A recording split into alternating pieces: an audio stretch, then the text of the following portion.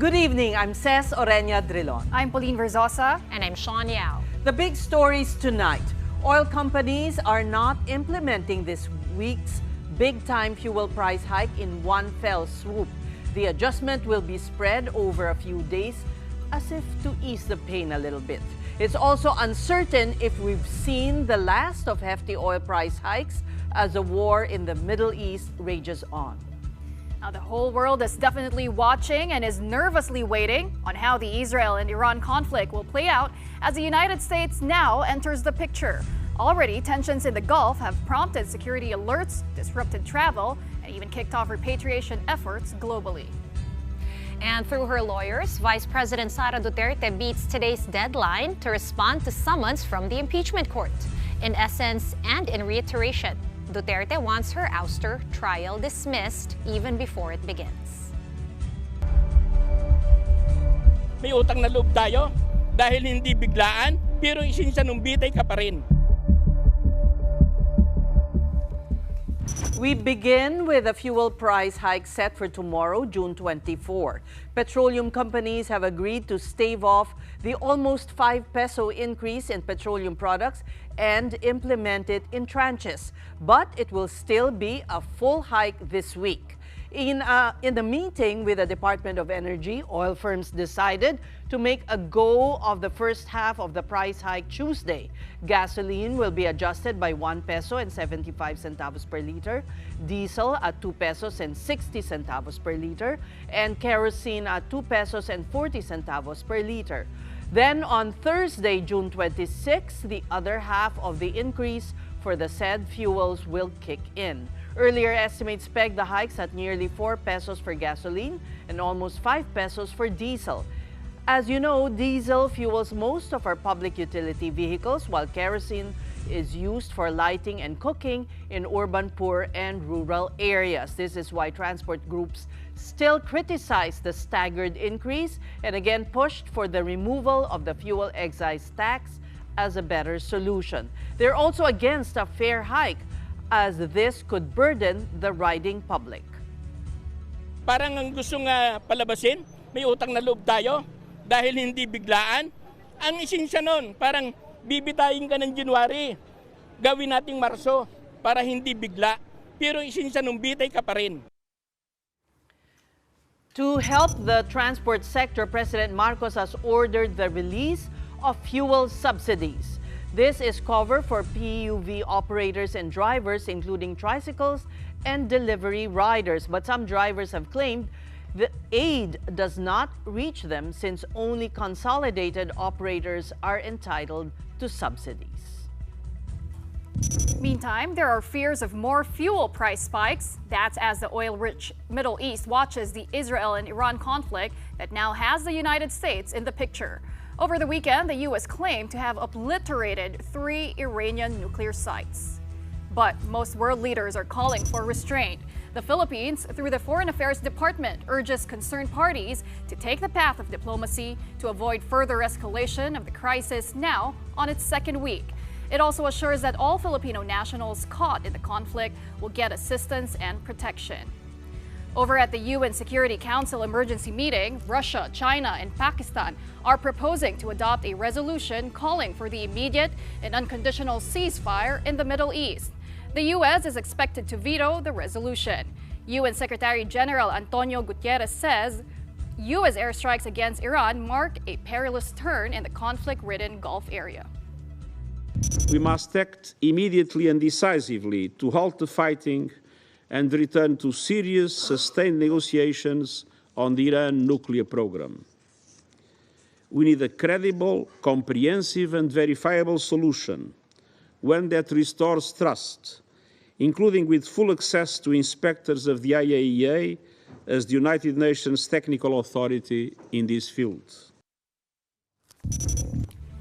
Israel and much of the West backed U.S. President Donald Trump's order for B-2 stealth bombers to drop 30,000-pound bunker-busting bombs in 3 Iranian nuclear facilities. But others, such as China, Russia, and the Gulf states, condemn the attack for being irresponsible and a violation of international law.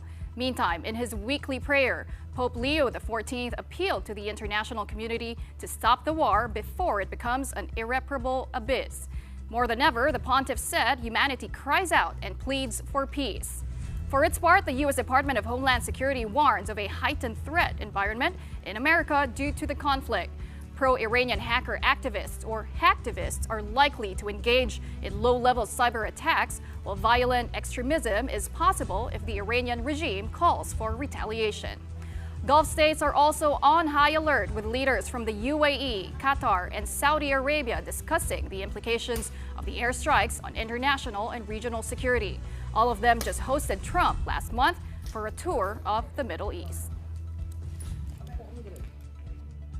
And along with the Israel-Iran conflict, the world is closely monitoring a body of water called the Strait of Hormuz. Around 20% of the world's oil supply passes through there, and its closure will have a significant effect on supply and prices. How ready is the Philippines if this happens? And joining us tonight is Department of Energy Acting Secretary Sharon Garin. Good evening, Secretary, and welcome to the Big Story. Good evening. Well, the closure of the Strait of Hormuz is something that is not going to happen, right?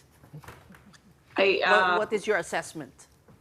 Well, historically, it's never happened, says no, because it's also in the interest of the other countries to be able to sell their products, and that's one of the main gateways to transport it. So it's never happened, and historically we've checked it, and hindi po nangyayari to ever. Mm-hmm. Well, okay, we're bracing for the price hike this week, which will come in 2 tranches, but this won't be the last that we'll be seeing of an increase in the prices of oil products, right? The prices are out of our control. It's not DOE that says what the price will be, nor the president. It is the international market. Right. So, unfortunately, we're very dependent on imports on oil, no, on gas and diesel. But the marching orders of the president is, as much as possible, we protect the Filipino people from the impact. So that's why he has ordered DOE, DOTR, and all the other agencies for us to at least parang walang economic shock in a sense that there will be an abrupt increase on the prices. Mm-hmm. Is the DOE, will you encourage oil companies to increase buffer stock of petroleum products to somehow stave off the uncertainty in oil supply globally? Right. We have 2 issues here. Dalawang issue yan yung the result of this conflict. Ano? You have the supply issue and the price issue. Yeah. Price difficult to manage, but the president has orders for all agencies to make sure that the impact is not as much on our people, no? Especially yung sumasakay sa mga public utility vehicles. On the supply side, our rules require these companies to have at least 15 days of buffer reserves. No? We have checked. We check it every day, and as per average, they exceed the required 15 days. They actually have like 28 days of reserves. So meron tayong inventory as of today, and some companies comply more than they should. They are required, and some companies that have issues for permitting or whatever is the issue, as long as it's allowed. No? Kung procedural lang, we're actually assisting them in finishing all the requirements so that they could comply with the 15 days or at least have 1 month supply. Yeah. You don't see the need to increase that further? You don't see the need to somehow add more days? it is ideal that they have more because we don't know when the conflict will stop. No, but this is also money for our oil companies. They're the ones paying for that, and that's also financials din nila yan eh. So it's difficult to ask for more buffer stock kasi 15 lang ngayong required, and that I guess the 15 days has some limitations na yan. But fortunately, the companies have 30 days of stock. So I think to ask them for more, we can appeal to them, but per regulation, we have to study that again because there might be limitations on the oil companies also. Secretary Sharon, a lot of people are wondering bakit tumama yung 5 peso hike this week. Kung advance naman tayo nag-order ng oil, we understand this oil that we're getting now, it's from like 8 months ago or something like that. Maybe you can just tell us, parang saan ba nagkakaroon ng price hike ngayon kahit na dati pa in-order itong oil? Actually, before I was in DOE, I was wondering about that because, di ba, binili mo na eh, no? But the way oil companies work is yung how much will they replace the stock?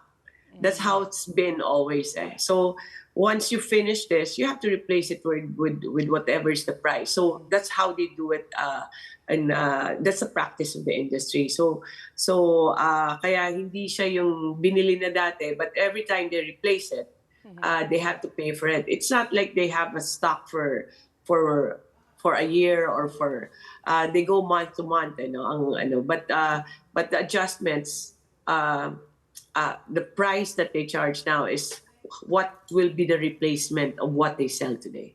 All right, and when still keeping on the finance part of it all, we know that in Congress you were pushing for the tax reform, and now ang suggestion ng transport groups ay suspend yung excise tax on fuels instead, which is 6 pesos per liter. Is that even remotely possible?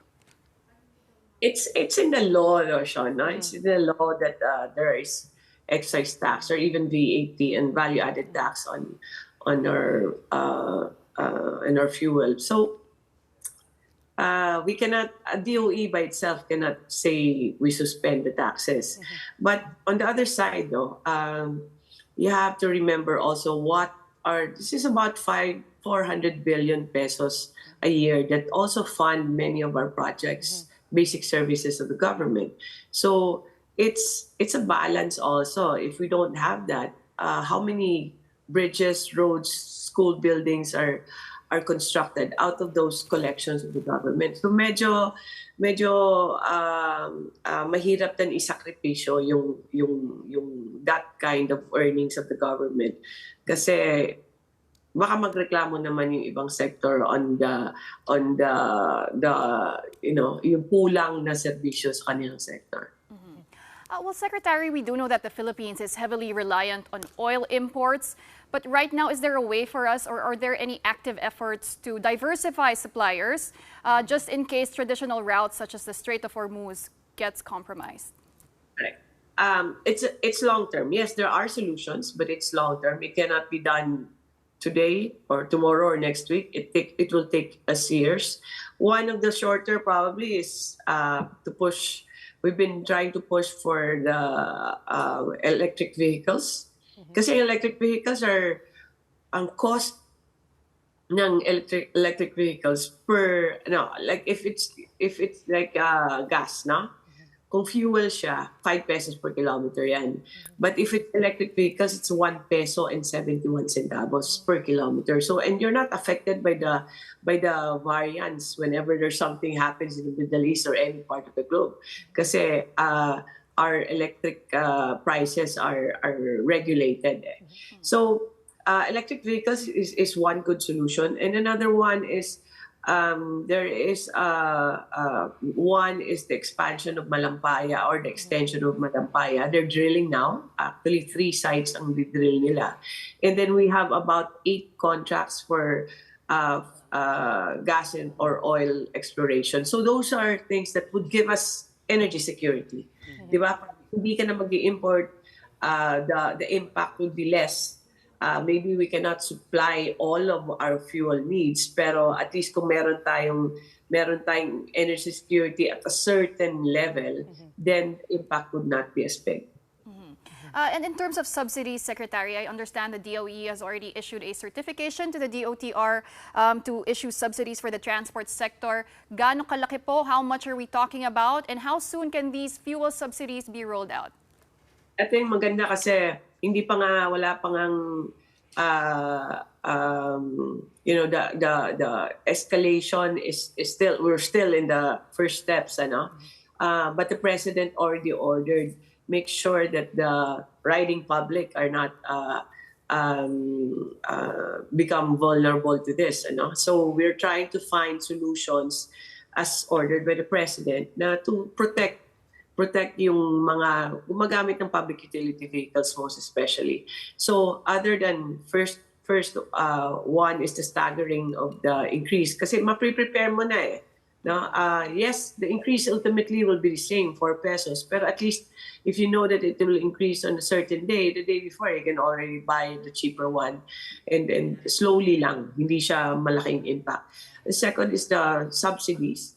The subsidies will be distributed by the Department of Transportation and for PUVs, and also by Department of Agriculture for our farmers and fisher folks. So there's inunahan na kasi ng presidente ang orders niya to the departments na to make sure that the impact is not as high.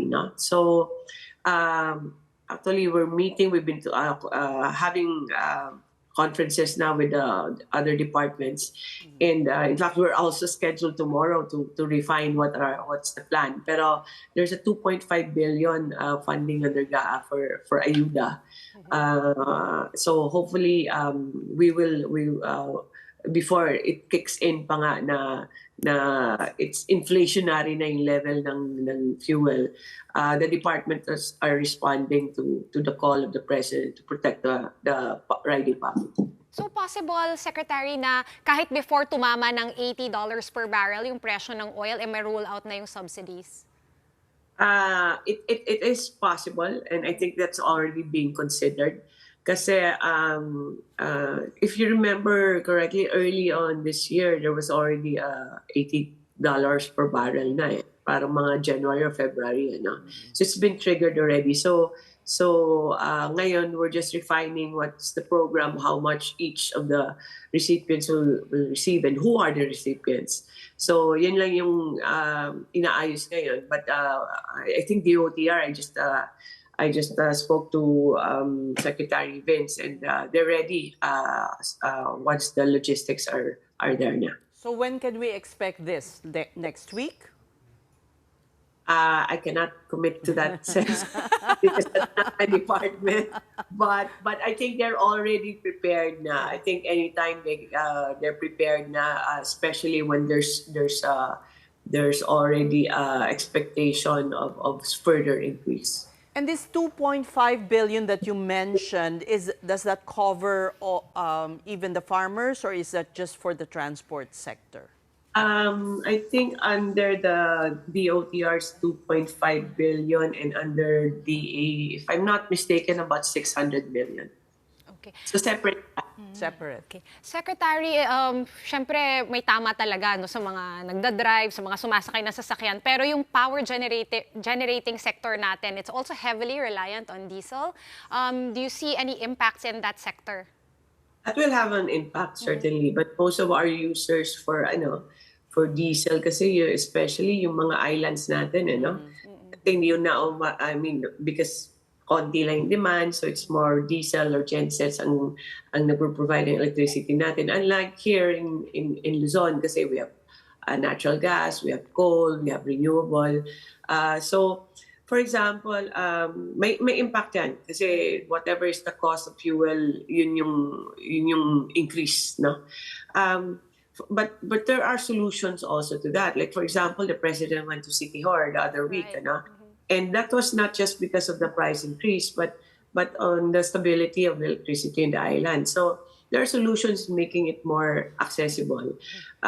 So now we're trying to find more supply for for Siquijor, as well as more renewable energy. And also we're entering to a MOA with the province of Siquijor in order for, yung demand side management, ibig sabihin how to conserve, lessen your use of electricity, and also to use renewable energy in the rooftops. So there are solutions, but it's not immediate. But what happened there, no? Since you brought it up, I was going to go towards Siquijor, but inunahan niyo ako. So ano ba nangyari doon? Did you finally get to the root of the problem with the supplier and the distributor? And tama po ba, Secretary, tourism was the key driver on why there was a problem with the demand in Siquijor?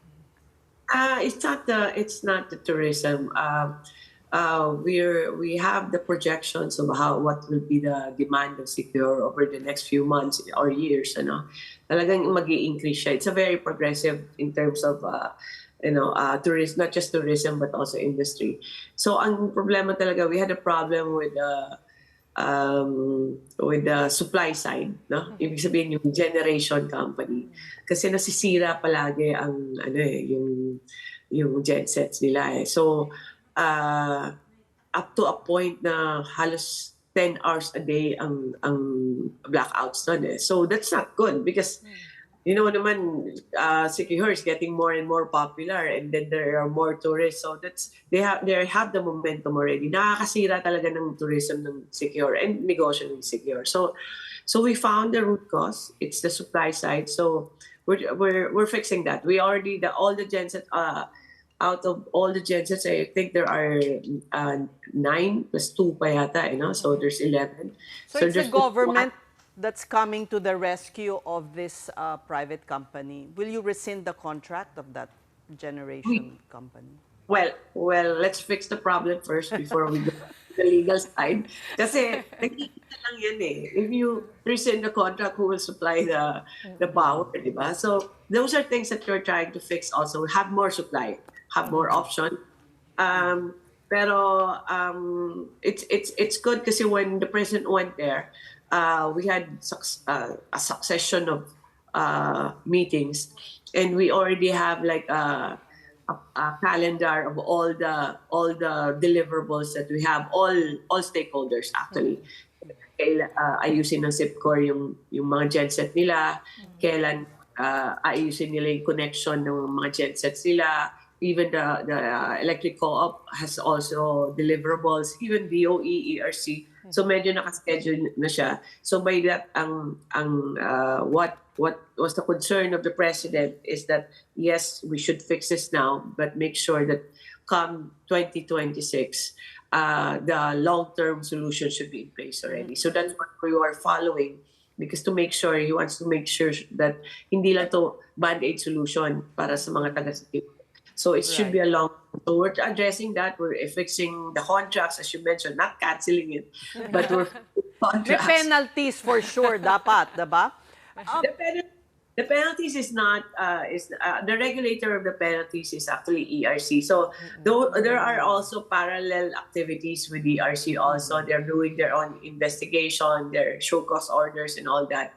But on the other hand, I don't think it is the priority of the president to go after the ones at fault. What he wants first is stabilize muna yung electricity para it can go on in Siquijor muna. Right. So, Secretary, this really should hasten the march towards increased renewable energy. How close are you to the target? By 2030, dapat 35%? Yes, ma'am. By 2030 is 35%. I think we will reach that. DOE is quite confident. In fact, we are number 2 in the world in investment attractiveness as when it comes to, that's a Bloomberg study, that we're number 2 in the world attractiveness for investments in renewable. In fact, we're on track. Tapos we have actually the president actually inaugurated the biggest solar farm, 3,500. That's really a huge jump for us. Kasi ito yung pinakamalaki. I'm not sure if in the world, but at least in the area of Southeast Asia, I think that's the biggest. So we're on track on renewables. Hopefully the technology also improves. Kasi marami din kailangan yan to stabilize it, like the batteries, all that, no? So even the grid. So but as to installed capacity, I think we will be able to reach that. Last question for me, Secretary. How close are we to 100% rural electrification, which I believe, based on the roadmap, should be by 2032, way past your term. But how many percent are we at the moment, would you say? We're always high naman, Shawn, but our population rate is also fast, ano? So the more people, the more houses. So kahit sabihin mo na we cannot at this pace right now. We're trying to reach the 100, but it's not possible as of now. But as per instructions of the president, we are pushing for 100%. So marami na yung studies on how much we will need every year. So we've actually calculated all the funding that we need. It's quite high, ano? Pero there are other options naman, like deploying renewable energy. Kasi for example, if you've seen the news, NEA and DepEd had a joint project of putting solar panels in yung pinakamalayong mga schools. Yes. And they've done that. They've added even new TVs and new Starlink connection and all that. So possible naman siya as long as all agencies come together as instructed by the president, and also there's also participation of the private. Kaya maganda ngayon. I just want to add.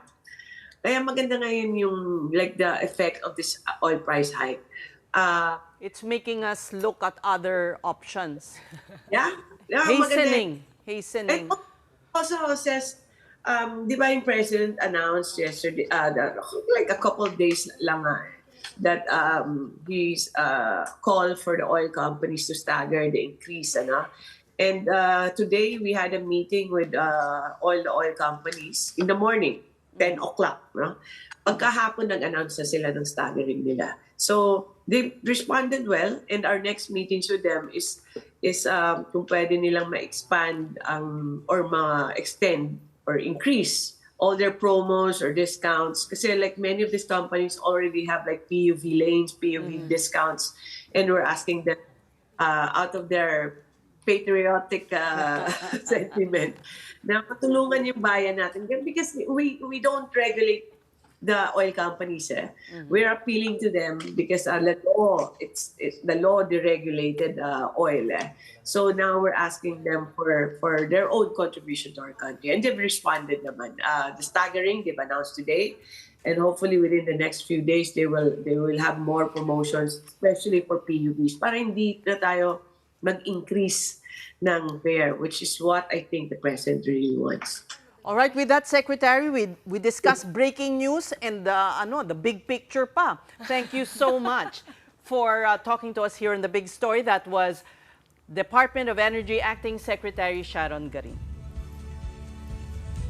We're just going to take a quick break, but coming up, the COMELEC is asking the Supreme Court for more clarity after the High Tribunal ruled that second placers cannot assume posts of disqualified election winners. That and more stories when the Big Story returns. Keep it here on One News.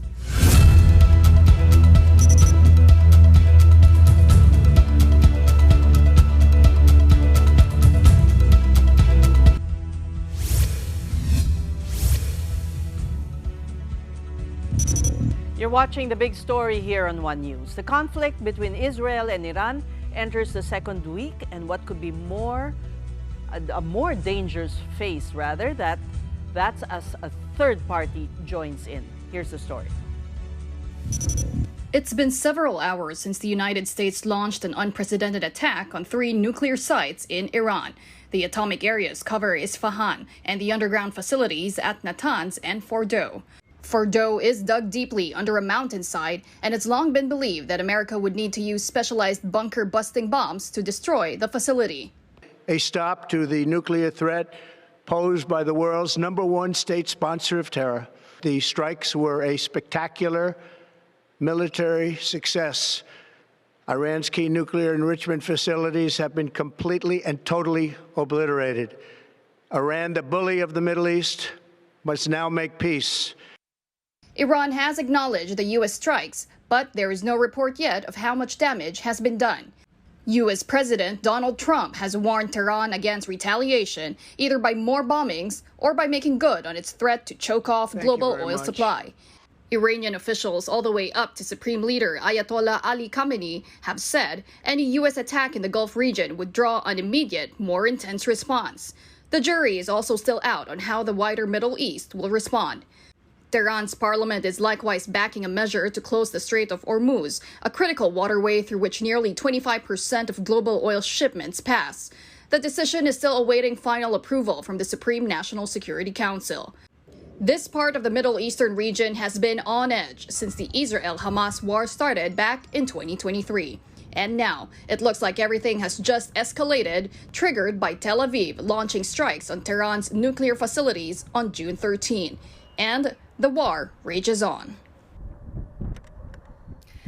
Meantime, the Department of Foreign Affairs has raised Alert Level 3 in Israel and Iran, prompting repatriation, though still voluntary, of Filipinos there. According to Foreign Affairs Undersecretary Ed De Vega, 26 Filipinos who evacuated from Israel are set to arrive tomorrow morning, June 24, from Amman, Jordan. On Friday, June 27, 8 Filipinos from Iran will also be received via the same route. De Vega explained that it took some time to evacuate because they had to renew passports to get transit visas through Jordan for Israel and through Turkmenistan for Iran. More than 200 Filipinos have also requested repatriation since the Israel-Iran war erupted. And as to why evacuations are still voluntary despite the Middle East conflict, this is what Yusek De Vega had to say. Patayan sa advice ng local ambassadors natin, no, sa Tel Aviv at sa Tehran. Ang alert level 4 or mandatory repatriation is rarely used. Kailangan may total breakdown, failed state na, gera na talaga. Lagi tayong handa for anything. We've done it before. Isang advantage ngayon natin, walang danger na so far na lumawak ito at mag-spread sa buong Middle East. Kung hindi, World War III na yan. Bakit po? Parang ang dating, except for Qatar, which made a statement, no? Yung mga ibang bansa, yung mga Arab countries beside it, most of whom don't have diplomatic relations with Israel or have issues with Iran. Because of that, countries like Saudi Arabia, UAE, where we have 1 million or almost 1 million, Saudi lagpas 1 million na Filipinos, they're relatively safe.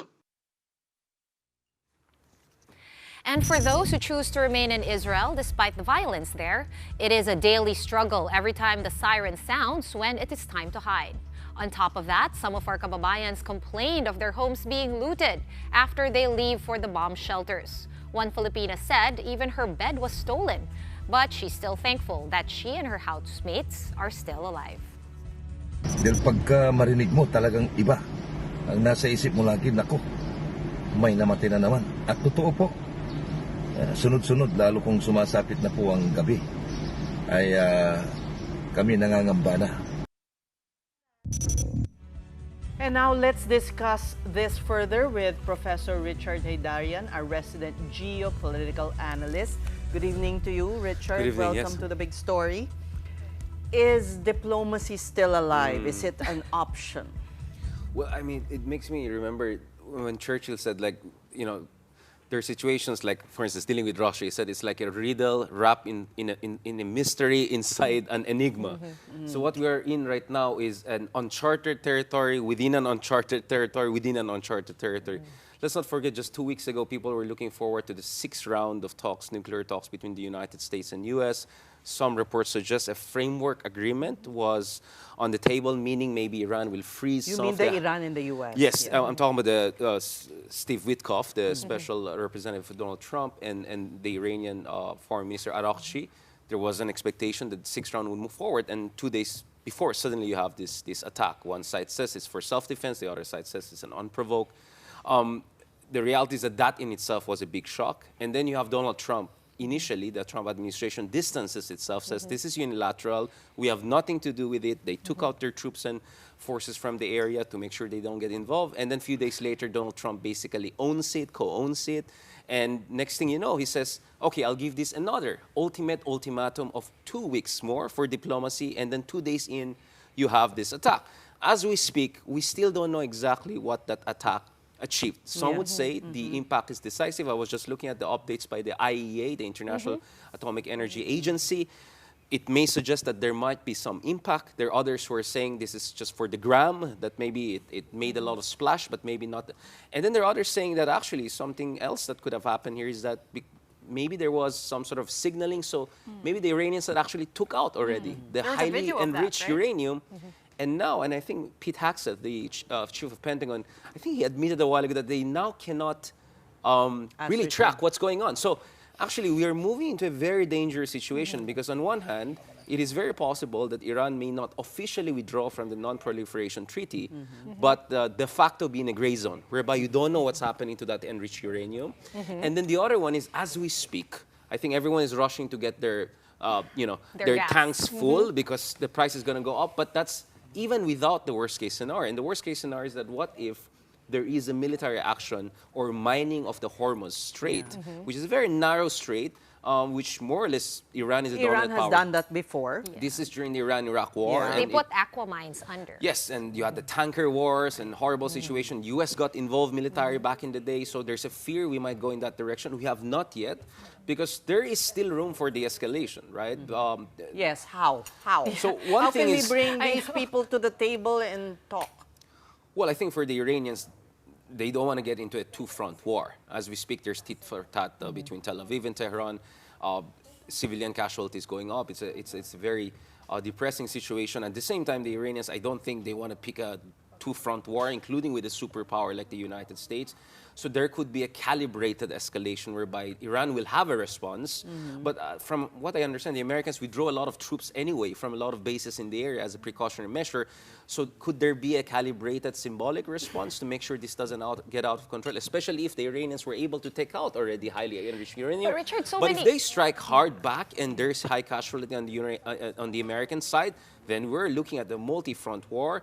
Now, China and Russia, I don't think World War III is going to happen anytime soon, but China and Russia may not directly come to Iran's aid, but if this becomes a protracted conflict like the Ukraine conflict, they have an interest to bog down America via Iran, the same way that the NATO supports Ukraine against, again, these are very different situations from a moral international law standpoint, but from a real politics standpoint, if you look at it in the short run, everyone could be a loser, including us, because of the oil prices. And our OFWs will be as the USEC mentioned, we're really worried that this...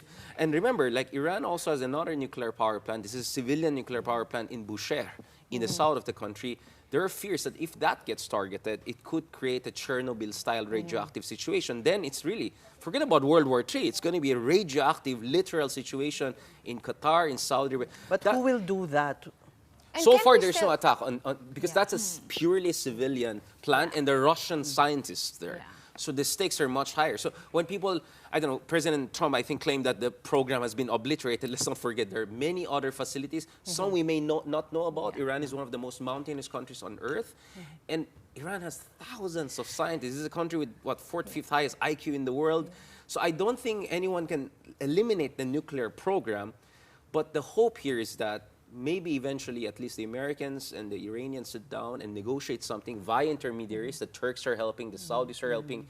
21 countries, including all regional powers, came up with a statement the other week saying there's going to be no winner in this. But do you really think, though, that we can still walk it back from where we are currently? Because they've already said words, right, that they want to, take out or assassinate the Ayatollah. These are, I don't know how Iran's going to take that. Well, from my understanding is all sides, these are systematic states, meaning we're not talking about fight between militia forces that, you decapitate the leadership and it's over. Look at Iran, for instance. It reconstituted its forces quite quickly, even though despite the tactical success of the other side initially. So you're talking about a 90 million strong country. So I think they have all contingencies in place to make sure the state institutions stay in place. every side has a contingency in this.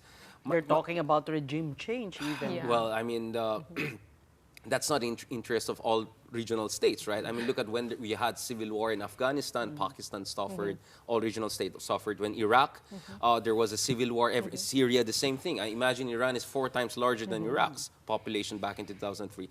Can we talk about how China can be drawn into the conflict, being the #1 buyer of Iranian oil?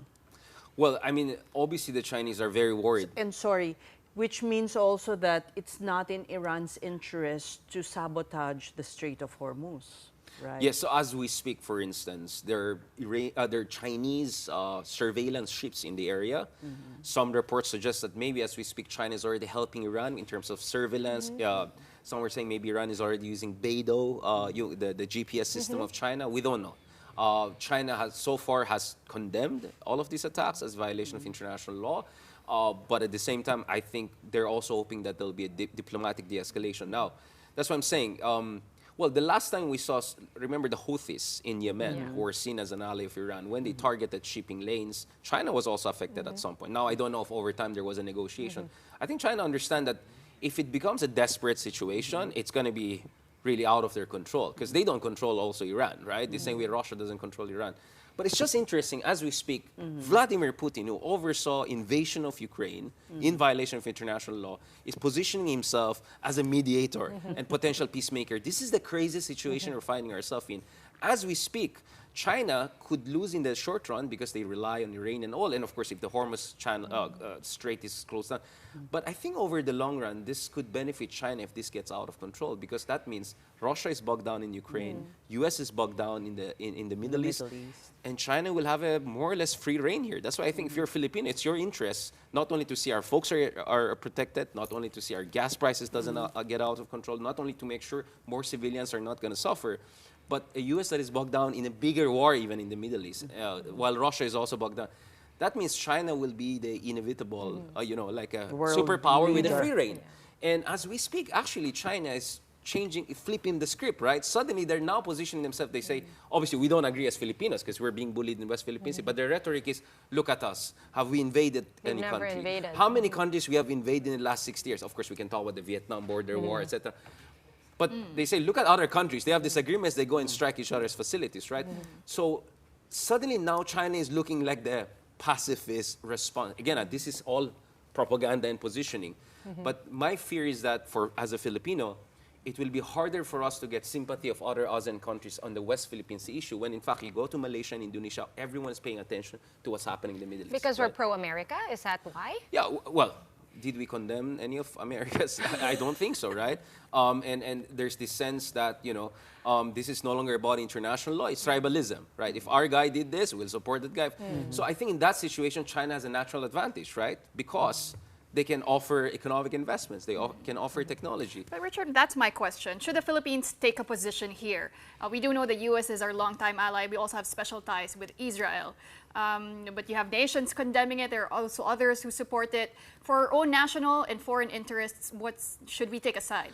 Well, maybe for the first time in a long time, I'll agree with Sara Duterte, who for the first time in 3 years made a statement on West Philippines. Yes, actually. Something along the lines, like ngayon lang siya nag-statement, something along the lines of somewhere in the gitna dapat ang Pilipinas, because we have to protect our OFWs, right? And we don't want to be caught in the crossfire. But the devil is in the details, right? What does sa gitna mean? And that doesn't also mean that medyo magtulog-tulugan tayo sa West Philippine Sea. That's why I said, China actually, it has an interest in seeing other superpowers bogged down somewhere else.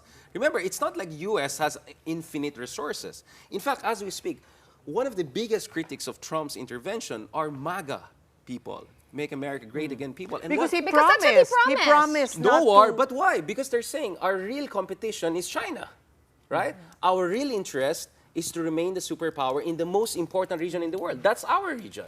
Right? And our real interest is to avoid another quagmire. Well, now, that in a will- way, they're somehow abdicating to China in that regard, because China has made inroads in making friends in Africa, Latin Absolutely, America, Here in the ASEAN.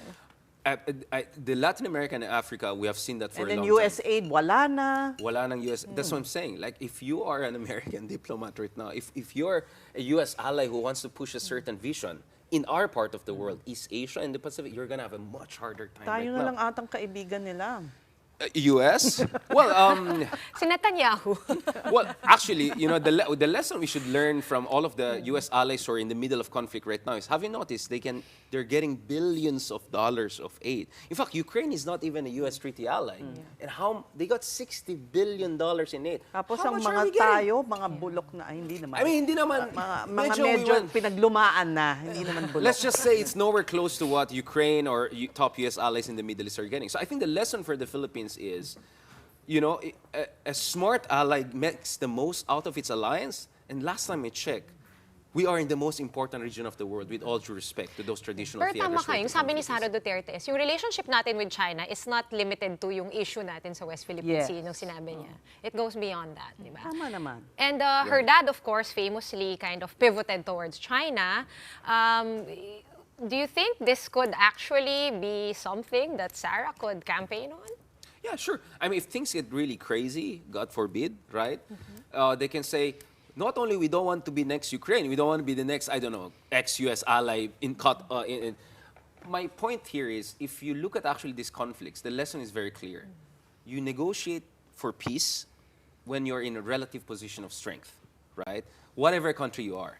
So actually, where I disagree with Sara Duterte is like, yes, tama, dapat play, hindi naman play safe, but play smart and hedge, but let's pursue peace with China, but not when we have such a weak military or such a divided country.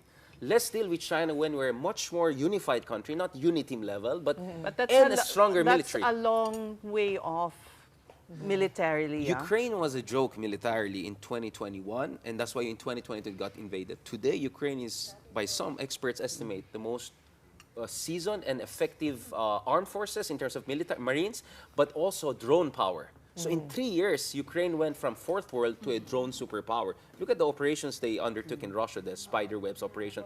So what I'm saying is that you don't need war to accelerate.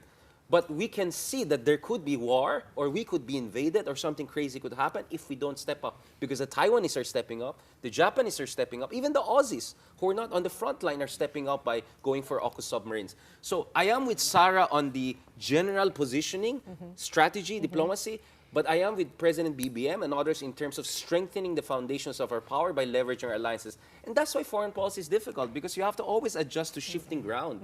The ground is shifting as we speak. Oh, we went back na to the country and forgot the conflict in the Middle East. Because they're all related, right? That's true. That's true. China, US, Russia, they're all involved in every major region, and we are the most important region, and we're at the front line. So that's why this is not only the usual concern we have dun sa gitnang silangan, dapat titignan din natin ang epekto nito dun sa calculus ng China sa ating karagatan, sa ating backyard. Okay, maraming salamat sa'yo. Thank you. I mean, you introduced me as a geopolitical analyst, so that's why I gave you the full... No, it's but right. Thank you so much, Professor Richard Haydarian. Thank you so much. Our resident geopolitical analyst. Okay, in other news, the Supreme Court has officially scrapped the, quote, second placer rule for having no legal basis. This refers to the runner-up in an election assuming office if the winning candidate is later on disqualified. The SC said only the local government code succession rule applies when a permanent vacancy occurs due to disqualification. This decision stemmed from a petition by Sultan Kudarat Governor Datu Pax Ali Mangudadatu against Sharifa Akil Mangudadatu, his opponent during the 2022 elections. The High Court decided to unseat Ali as governor effective today due to residency issues. Ali had refuted that as his vice governor, Raden Sakalaran should take the vacant post, not Sharifa, who was a second placer in the gubernatorial polls 3 years ago. For its part, the Commission on Elections says it will appeal the SC's ruling as it might affect decisions recently made by the poll body. COMELEC also wants to know if the ruling covers national posts. COMELEC is set to proclaim the winners of the 2025 elections on June 30. Gusto namin po ng guidance dahil gusto namin kung talagang final at yun na po abandon na yung doktrina, kakailanganin po namin mag-amend ng rules po namin ng Commission on Election upang yung mga rules po namin o procedure ay maitugma namin doon sa nailabas na desisyon ng Korte Suprema. Yung po bang desisyon na yun after can retroact o ang desisyon can only be prospective. Napaka-importante po niyan kasi po once na naproklama na ng COMELEC, nawawalan po kami ng jurisdiction. So ibig sabihin, kung may naproklama na po kami dahil siya ay second placer, ibig sabihin ba may lumabas na desisyon na ito, baliwala ba yung proklamasyon na ginawa sa kanya? Meanwhile, the poll body says it is ready to answer PDP Laban's petition to conduct a manual recount of this year's senatorial race results. COMELEC will no longer have jurisdiction over the matter when the national candidates have already taken their oath. When this happens, the mandate goes to the Senate Electoral Tribunal.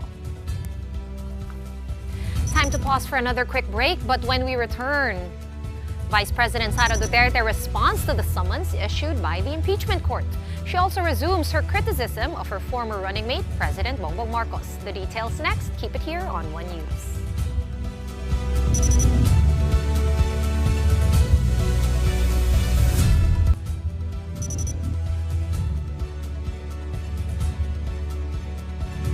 Welcome back to the big story.